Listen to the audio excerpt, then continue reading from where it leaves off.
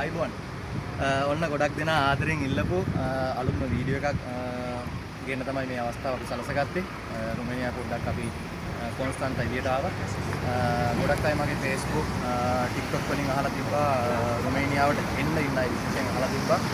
රුමේනියාවට එන්නේ කොහොමද? ඒ කියන්නේ මේ process එකේ ඉන්න අය රුමේනියා එම්බසි ඉන්ටර්විව් එක මොන වගේ දේවල්ද තියෙන්නේ? අපිට බයයි අයියේ අපි ෆේල් වෙයිද? මොන වගේ දේවල්ද අහන්නේ කියන එක ගැන පොඩි මම දන්න ප්‍රමාණය සීමිත වෙන්න පුළුවන් ශාස්ත්‍රයේ ඉන්න අයත් එක්ක මම ලොකු දැනීමක් තියෙන කෙනෙක් නෙමෙයි. නමුත් මමත් අවුරුදු දෙකකට ආසන්න කාලයක් තිස්සේ රුමේනියාව ගැන හොයාගත්ත දේවල් සහ එකතු කරගත්ත අත්දැකීම් මේකට ආව දවස් ටිකට එකතු කරගත්ත හොයාගත්ත දේවල් එක්ක තමයි මගේ අදහස් වලත් එක්ක සමාරු කරගන්නේ.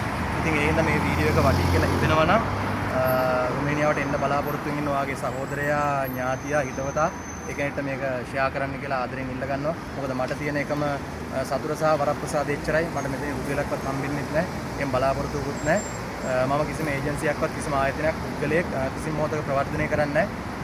මගේකම සතුට ඔයාලා මේකෙන් දෙයක් ඉගෙනගෙන අවංකව සතුට වෙනවා නම් ඔයාලා දෙනේ ලස්සන වටිනා හදවතට දැනෙන කමෙන්ට් එක තමයි මට තියෙන එකම ආයෝජනය.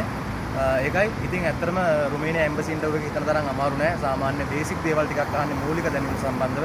අපි පොඩි කාලේ කියන්නේ myself ගැන, ඒ කියන්නේ පුද්ගලිකව, ඒ කියන්නේ තමන් ගැන හඳුන්වා දීමක්. my name is කියන දේ, how old are you, මගේ වයස කොහෙද, ඔයා කොහෙද, ඔයා මොකද කරන්නේ, ඔයා බැඳලාද, ඔයාට බබාලා ඉන්නවද, ඔයා රට යන්නේ ඇයි, රට ගිහලා කොච්චර කාලයක් ඉන්නවද, ඒ කාලෙන් පස්සේ ඔයා ලංකාවට ආපහු එනවද, අවුරුදු දෙකකින් පස්සේ ඔයා මොකද කරන්නේ, ඒ වගේ දේවල් ටිකක් තමයි ඉංග්‍රීසියෙන් අහන්නේ.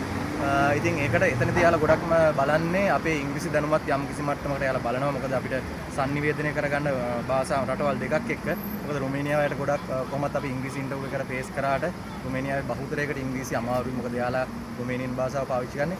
නමුත් ඒකට එන්න කලින් අපි ඉංග්‍රීසි භාෂාව දැනගන්න ඕනේ. මොකද එතනින් තමයි අපි රුමේනියාවට යනවද නැද්ද කියන එක තීරණය කරන්නේ.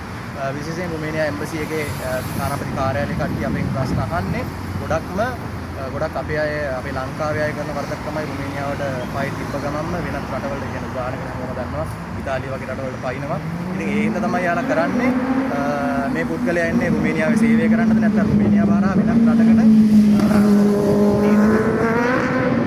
නීති විරෝධීව සංක්‍රමණය වෙන්නද හදන්නේ කියන එක තමයි යාලා තහවුරු කරගන්න හදන්නේ.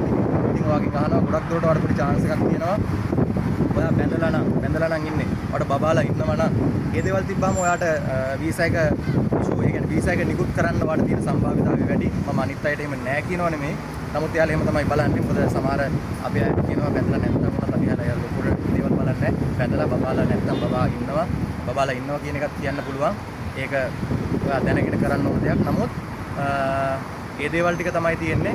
ඊට පස්සේ අවුරුදු දෙකකින් පස්සේ මොකද කරන්න කියන දේ ඇහුවට පස්සේ අපි ආපහු ලංකාවට ගිහිල්ලා මොනවා හරි අපේම දෙයක් පටන් ගන්නවා කියන දේවල් වගේ දේවල් ටිකක් එයාලා හිතට දැම්මොත් එයාලා වීසා එක අනිවාර්යෙන්ම ඔයාට වීසා එක වද්දලා වීසා එක ලබා දෙනවා. ඒ වගේ දේවල් ටිකක් තමයි තියෙන්නේ. මට දැනෙන විදිහට හැඟෙන විදිහට තමයි මම මේ වීඩියෝ එක මේ අදහස් වලට දැක්ුවේ. සමාවිල්ලනවා. ඉතින් මේ රුමේනියාව සම්බන්ධව ශාස්ත්‍රීය මම හිතන්නේ ප්‍රවීණව ඇති. මම දන්න දේ කුහකකමක් නැතුව ලෝභකමක් නැතුව මම ඔයාලට කියලා දුන්නේ. ප්‍රවීණ අයත් මොන හරි දෙයක් නොදන්න දෙයක් තියෙනවා නම් මේකට එකතු කරන්න. ඒක අලුතෙන් රුමේනියාවට එන්න බලන් ඉන්න අයට වැදගත් වෙයි කියලා මම හිතනවා. ඉතින් ඔයාලට ඊට අමතරව මොන හරි අපැහැදිලි දෙයක් මොන හරි රුමේනියා සම්බන්ධව දැනගන්න දෙයක් තිබ්බොත් ඔයා මගෙන් අහන්න පර්සනල් මට මැසේජ් එකක් දාන්න. මම දන්න දෙයක් මම අනිවාර්යෙන් ඔයාලට කුහක නොවි ලෝභ නොවි කියලා. එච්චරයි මගේ සතුට. කිසිම ලෝභකමක් කෝපකමක් නැහැ. අපි ලංකාවේ උන්ට දවසේ දවස් හරියනවා මම කැමති එක තමයි අපි. ඉතින් ඔයාලා මැසේජ් එකක් දාන්න.